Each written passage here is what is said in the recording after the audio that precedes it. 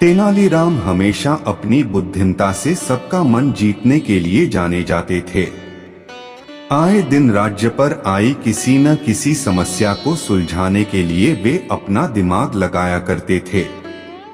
इसी तरह जब एक बार दशहरा पर नाटक मंडली विजयनगर नहीं पहुंच पाई तो तेनाली ने क्या किया, आइए जानते हैं।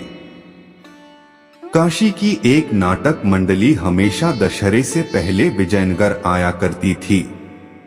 यह नाटक मंडली विजयनगर में रामलीला किया करती थी और नगर वासियों का मनोरंजन किया करती थी। यह एक तरह से विजयनगर की संस्कृति थी और ऐसा हर साल हुआ करता था। लेकिन एक साल ऐसा आया जब काशी नाटक मंडली के कई सदस्य बीमार पड़ गए और उन्होंने कह दिया कि वो विजयनगर नहीं आ पाएंगे। यह सुनकर महाराज कृष्णदेव राय और सारी प्रजा बहुत उदास हो गई। दशहरे को अब सिर्फ कुछ ही दिन बाकी थे और ऐसे में किसी और नाटक मंडली को बुलाकर रामलीला का आयोजन करवाना बहुत मुश्किल था। दरबार के मंत्रियों और राजगुरु ने आसपास के गांव की नाटक मंडली को बुलाने की कोशिश की, लेकिन किसी का भी आ पाना बहुत मुश्किल था।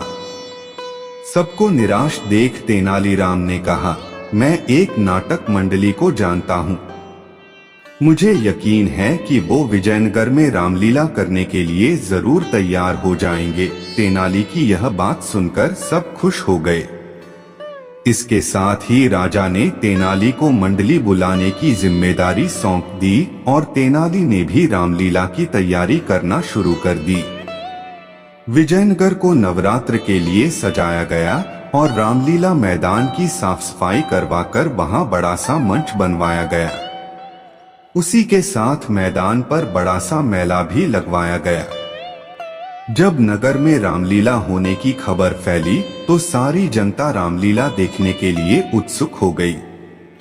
रामलीला वाले दिन सभी लोग रामलीला देखने के लिए मैदान में इकट्ठे हो गए। वहीं महाराज कृष्णदेव राय, सभी मंत्रीगण और सभा के अन्य सदस्य भी वहां मौजूद थे। सभी ने रामलीला का खूब मजा उठाया। जब नाटक खत्म हो गया तो सभी ने उसकी बहुत तारीफ की।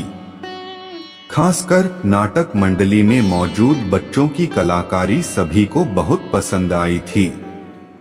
महाराज सभी से इतना खुश थे कि उन्होंने पूरी नाटक मंडली को महल में खाना खाने का न्योता दे दिया।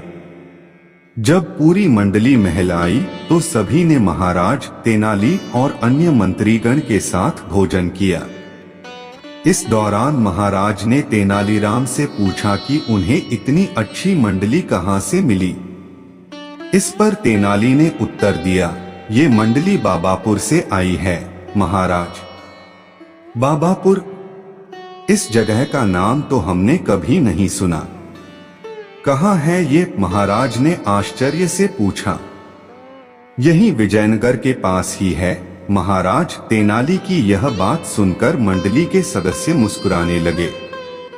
इस पर महाराज ने उनसे मुस्कुराने की वजह पूछी तो मंडली का एक बच्चा बोला, महाराज हम विजयनगर के ही रहने वाले हैं। इस मंडली को तेनाली बाबा ने तैयार करवाया है और इसलिए हमारा नाम बाबापुर की मंडली है। बच्चे की यह बात सुनकर महाराज सहित सभी लोग ठहाके लगाने लगे।